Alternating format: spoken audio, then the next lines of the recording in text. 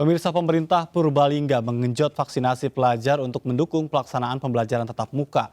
Untuk mensukseskan gelaran vaksinasi ini, sejumlah warga dilibatkan. Sedikitnya 2.500 pelajar dan masyarakat mengikuti vaksinasi COVID-19 dosis pertama dengan vaksin Sinovac di Rumah Sakit PKU Muhammadiyah Purbalingga. Vaksinasi bagi pelajar digenjot oleh pemerintah kabupaten seiring dimulainya pembelajaran tatap muka.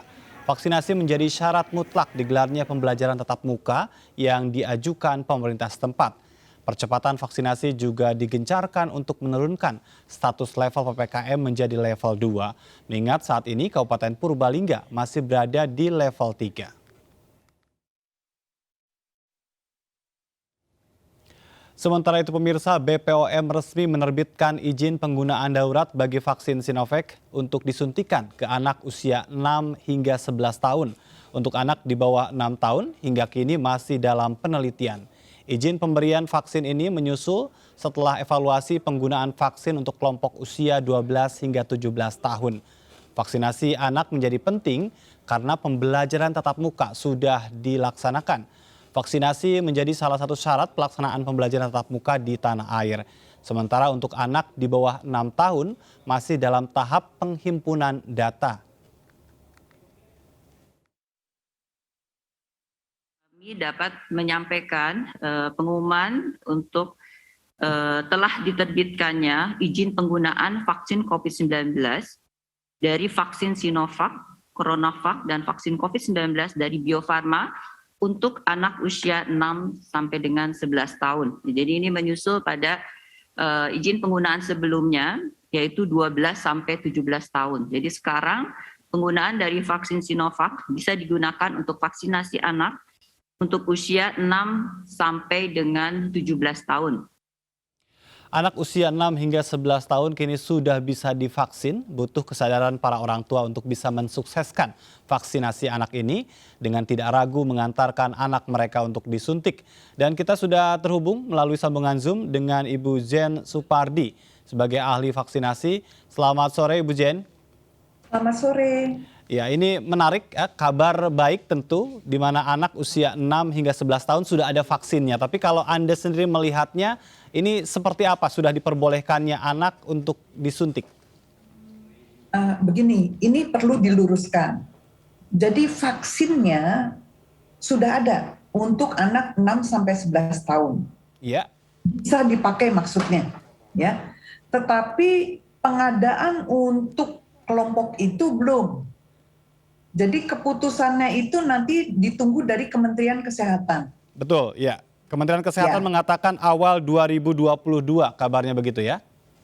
Belum tahu. Jadi ini harus dikaji dulu oleh Komite Aldi. Ya. Nanti setelah dari Komite Aldi menyatakan ya memang bisa dilaksanakan, visible untuk dilaksanakan, sebaiknya kapan dilaksanakan, maka Komite Ahli akan merekomendasikan kepada Kementerian Kesehatan untuk melaksanakannya. Iya, baik. Ini kan vaksinnya sudah ada.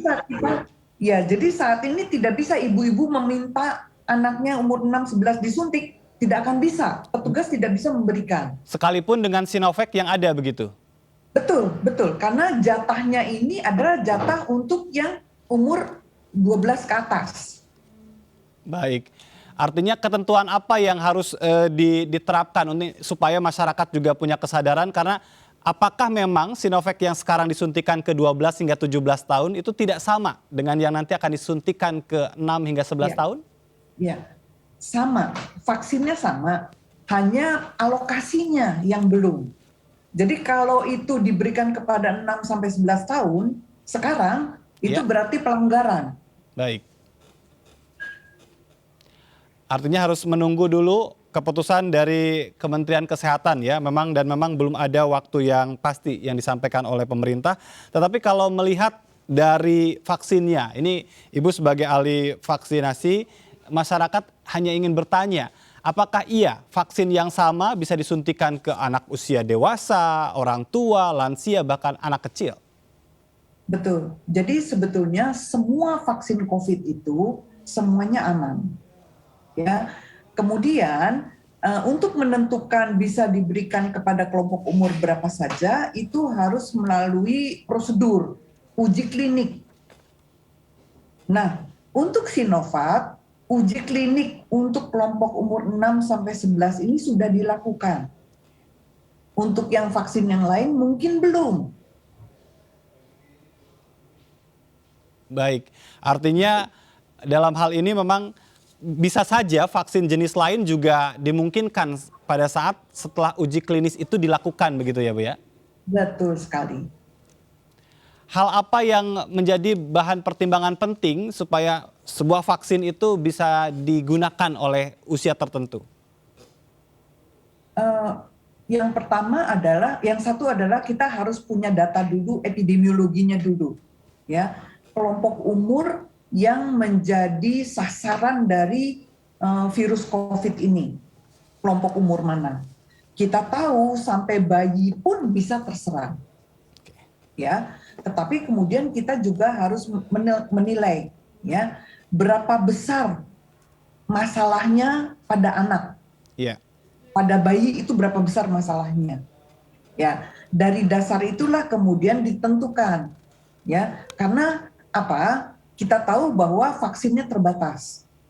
Betul. Kalau vaksinnya berlimpah tidak masalah. Masalahnya vaksinnya terbatas. Baik. Jadi kita harus mencari prioritasnya. Dan menurut Anda seberapa penting saat ini vaksinasi untuk anak usia 6 hingga 11 tahun dilakukan?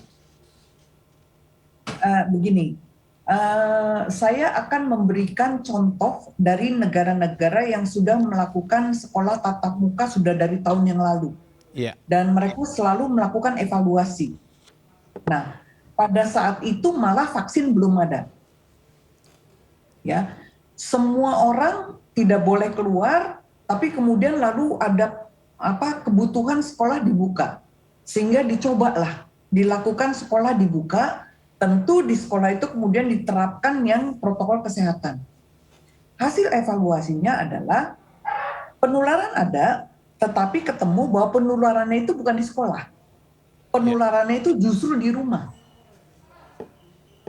Gitu. Mengapa? Karena di sekolah itu umumnya mereka menjalankan protokol kesehatan dan ketat. Dan murid itu patuh. Terhadap guru patuh. Justru aturan di rumah tidak patuh. Sehingga kita juga mendengar di Indonesia, para orang tua ini menginginkan sekali sekolah cepat dibuka. Karena mereka sudah sulit sekali menahan anaknya di rumah sambil memenuhi protokol kesehatan, itu lebih sulit. Sehingga bahkan terjadi kekerasan dalam rumah tangga. Untuk meminta anak itu untuk patuh. Iya. Begitu.